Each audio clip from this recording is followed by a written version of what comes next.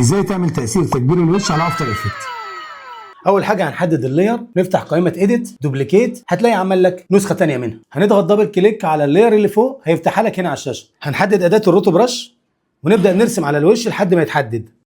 هنضغط بقى مسطره علشان يطبق الماسك على الوش طول الفيديو، وهنضغط فريز ونستناه يحمل.